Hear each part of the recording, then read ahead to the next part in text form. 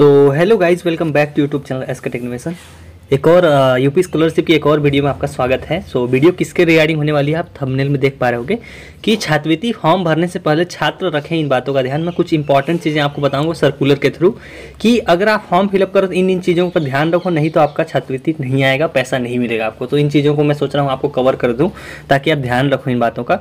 और उसके अलावा एक समस्या आ रही है, कॉमन प्रॉब्लम आ रही है सबको जो छात्रवृत्ति फॉर्म भर रहे हैं कि कोई ऑप्शन उनके फॉर्म में नहीं आ रहा। फॉर्म फिलअप करते टाइम किसी के लिए ईयर नहीं आ रहा है, किसी के लिए कोर्स ब्रांच नहीं आ रही है, किसी के लिए सर्वर नहीं चल रहा है। तो ये सारी समस्याओं पे भी आपको एक बताऊंगा एक चीज़ कि वो करके देखो, हो जाएगा आपका, काफ़ी लोगों का सॉल्व हुआ।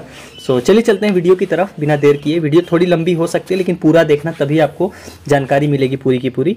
सो चलिए फटाफट वीडियो को लाइक कर दीजिए और चैनल पर पहली बार देख रहे हो वीडियो तो सब्सक्राइब कर दो, क्योंकि यहाँ पे आपको सबसे जेन्युइन और सही खबरें देखने को मिलेंगी। सो चलिए बताता हूँ आपको क्या क्या चीज़ें। सो ये ऑफिशियल सर्कुलर है यूपी स्कॉलरशिप की वेबसाइट से ही मैं लाया हूँ कि छात्रों हेतु महत्वपूर्ण निर्देश। सो देखो, पहली चीज़ तो आप लोगों को एक किसी ने पूछा भी था मेरे से क्वेश्चन एक कि उनका आधार में क्या बोलते हैं नाम कुछ और स्पेलिंग है और फिर 10th की मार्कशीट में अलग है। सो ये चीज़ मैंने आपको पहले बताई थी, एक बार और बता देता हूँ कि आपको आधार में और क्या बोलते हैं आपकी 10th की जो भी सर्टिफिकेट है उन सब में आपके जो डेटा नाम वाम जो भी चीज़ें, नाम, पापा का नाम, डेट ऑफ बर्थ, ये 3 चीज़ें तो बिल्कुल सेम होनी चाहिए। इसके लिए मैंने आपको पहले भी बताया था आधार अपडेट करा लो, नहीं तो पैसा नहीं आएगा, पक्की बात है, आपका छात्रवृत्ति फॉर्म रिजेक्ट कर दिया जाएगा आगे जाके। सो उससे अच्छा है कि पहले ही सतर्क रहो और करके रखो। देखो यही चीज़ यहाँ पर आपको देखने को भी मिल जाएगी कि क्या लिखा हुआ है। दूसरा पॉइंट पढ़ो, हाई स्कूल अंक पत्र एवं प्रमाण पत्र में अंकित नाम, पिता का नाम, लिंग व जन्म तिथि उसी प्रकार आधार कार्ड में भी नामांकन होना, मतलब होना उसमें भी जरूरी है कि जो आपका हाई स्कूल के सर्टिफिकेट्स में है नाम, पापा का नाम, आपका जेंडर और क्या बोलते हैं डीओबी, वो सारी चीज़ें सेम होनी चाहिए आधार में, नहीं तो आपका फॉर्म रिजेक्ट हो जाएगा। और रही बात एड्रेस की, किसी ने मेरे से पूछा था कि एड्रेस में एक स्पेलिंग गलत है तो उससे क्या होगा, तो उससे कुछ नहीं होगा, आप उसके लिए टेंशन मत लो कि अगर एड्रेस में आपके कोई थोड़ा बहुत अगर वेरिएशन है अगर एक अक्षर का तो उससे चल जाएगा, उसका कोई लेना नहीं, उतना नहीं इम्पैक्ट पड़ेगा।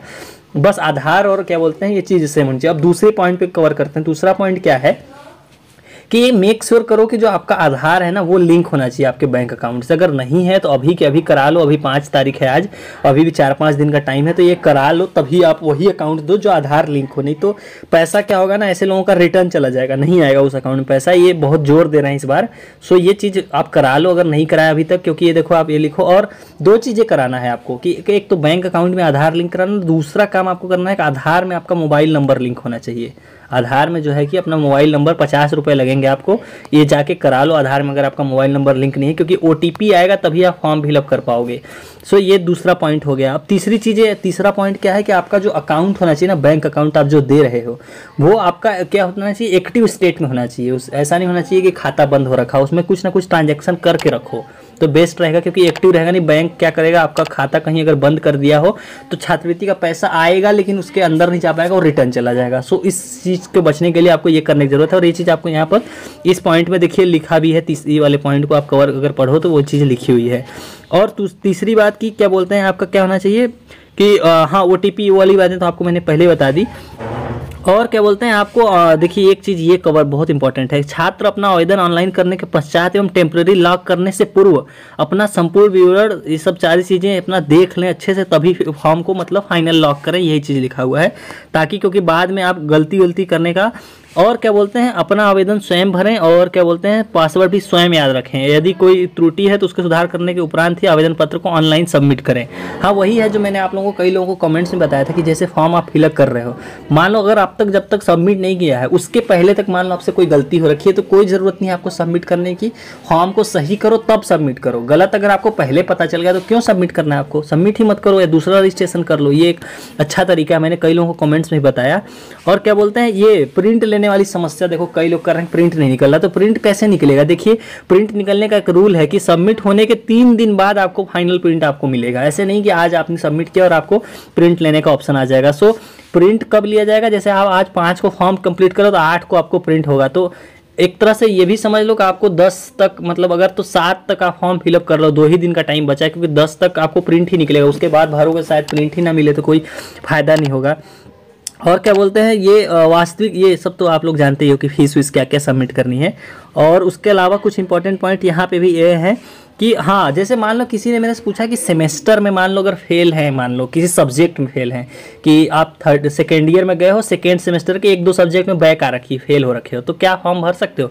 आप बिल्कुल फॉर्म फिलअप कर सकते हो, इससे कोई समस्या नहीं है। कि बस आप होना ये चाहिए कि आपको फर्स्ट ईयर में से सेकेंड ईयर में आप प्रमोट हो जाने चाहिए, तो कोई दिक्कत नहीं है। अगर आप फेल हो तो आप नहीं फॉर्म फिलअप कर सकते हो, नहीं आएगी छात्रवृत्ति। ये देखिए लिखा हुआ है, अनुत्तीर्ण छात्र किसी भी दशा में छात्रवृत्ति हेतु आवेदन न करें।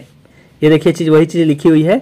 और क्या बोलते हैं, इसके अलावा एक प्रॉब्लम जो आ रही है, और इसके अलावा इसमें कुछ इंपॉर्टेंट ऐसा तो बचा नहीं कवर करने के लिए। हाँ, उसके अलावा ये देखिए आज दैनिक जागरण में एक न्यूज़ वही वाली कि 10 दिसंबर तक भरे जा सकेंगे, वो इन्होंने कवर की है आज के अखबार में। ये मैं सोचा आपको दिखा दूँ एक बार कि इन्होंने कवर किया है आप लोगों के लिए, कि पोर्टल वही है कि 10 दिसंबर तक आप भर सकते हो, 14 तक हार्ड कॉपी सबमिट होगी। अब उसके अलावा कि फॉर्म में ऑप्शन नहीं आ रहा, इसके लिए एक स्पेशल चीज़ आप लोग को बताता हूँ। कई लोगों का ऐसी समस्या आ रही कि फॉर्म में कोई ऑप्शन नहीं आ रहा है, कोई लॉगिन सर्वर में दिक्कत आ रही है। एक सोल्यूशन कई लोगों को काम किया, जो मैंने बताया था कि आप पोर्टल क्या होता है, दिन में होता है बिजी, तो आप ट्राई करो रात में 12-12 बजे के बाद, या फिर सुबह 5-6 बजे। उसमें 2 चीज़ें होती हैं कि इंटरनेट एक तो स्पीड अच्छी चलेगी आपकी, और दूसरा साइट पर लोड नहीं रहता है ना, तो आसानी से उस पर कोई भी मतलब समस्या नहीं आती, ज़्यादातर ऑप्शन भी खुलेंगे आपको, सब कुछ हो सकता है। सो ये तरीका आप जरूर करके देखो, क्योंकि काफ़ी लोगों के लिए काम भी किया है, तो आपके लिए भी काम करेगा। ऐसा नहीं है कि छात्रवृत्ति का पोर्टल कोई फॉर्म में मतलब कोई हो सकता है कि ब्रांच नहीं सेलेक्ट करने को आ रहा है, कुछ नहीं आ रहा है। सो हो सकता है आपकी भी कोई गलती हो, आप कमेंट्स में बताना, मैं ज़रूर वहाँ पर सॉल्व करूँगा, डिटेल में बताना थोड़ा। लेकिन अगर ये वाली ट्रिक लगा के देखो, इससे बहुत लोगों का सॉल्व हो रहा है, तो आपका भी हो सकता है कि हो जाए।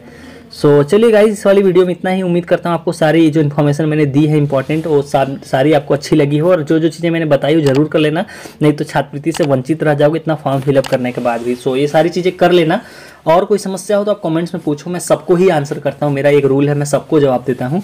सो चलिए गाइस, इस वाली वीडियो में इतना ही। Thank you for watching.